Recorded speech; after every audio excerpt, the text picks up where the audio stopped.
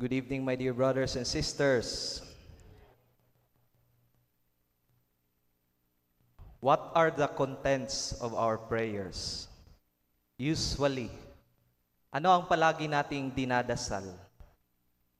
Or sino ang palagi nating dinadasal? Is it our loved ones? Is it something we need to ask or we need to have? Sa ating ebanghelyo ngayon, from this day, maririnig natin ang tinatawag na priestly prayer of Jesus.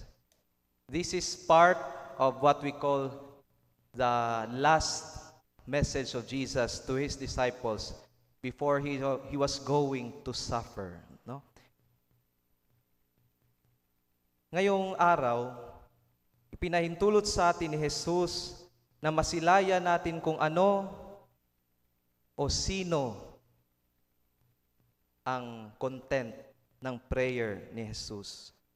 Kung ano ang nasa kanyang puso at nasa kanyang panalangin. At sa kanyang panalangin, hindi siya ang sentro.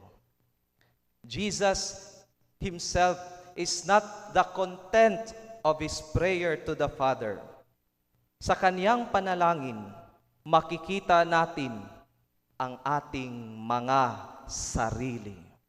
We are the content of Jesus' prayers or prayer to the Father.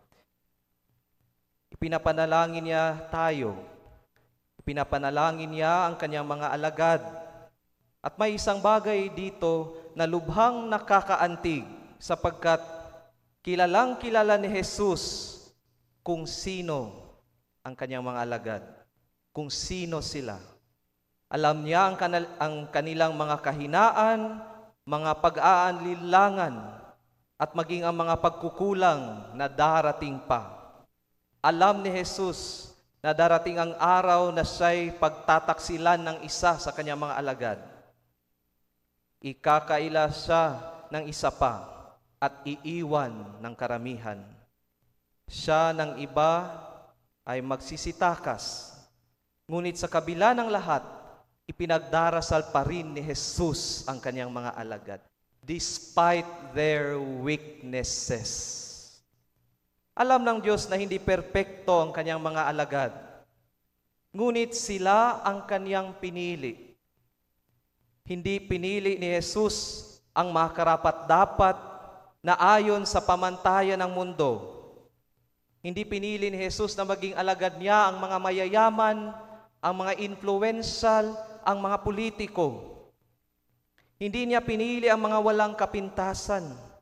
Pinili niya ang mga makasalanan sapagkat ang Diyos ay hindi tumatawag sa mga qualified o kwalipikado.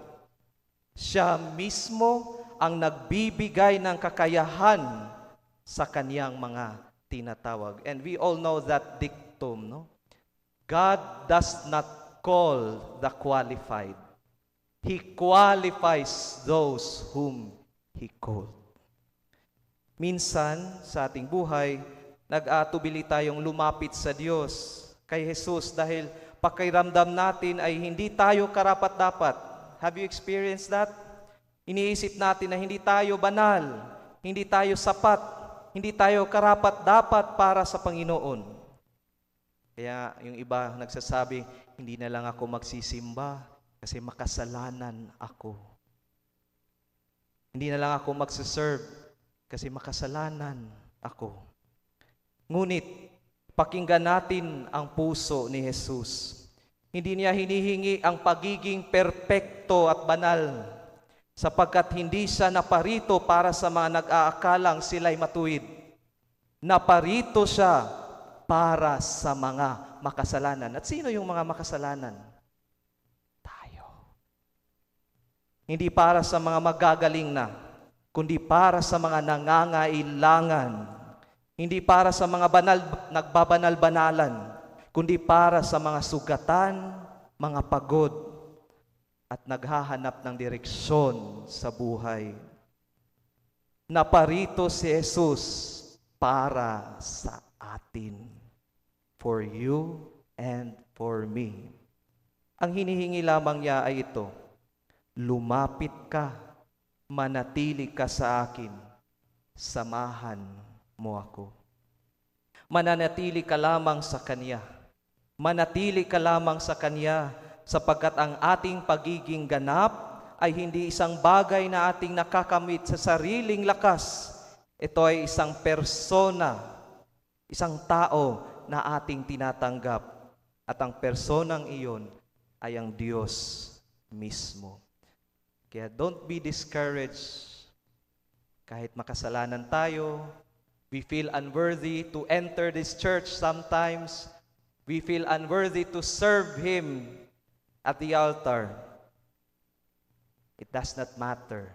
What matters most is the willingness of the heart to serve God despite our weaknesses. Kaya ngayong araw, huwag tayong matakot sa ating mga kahinaan. Huwag nating ikubli ang ating brokenness.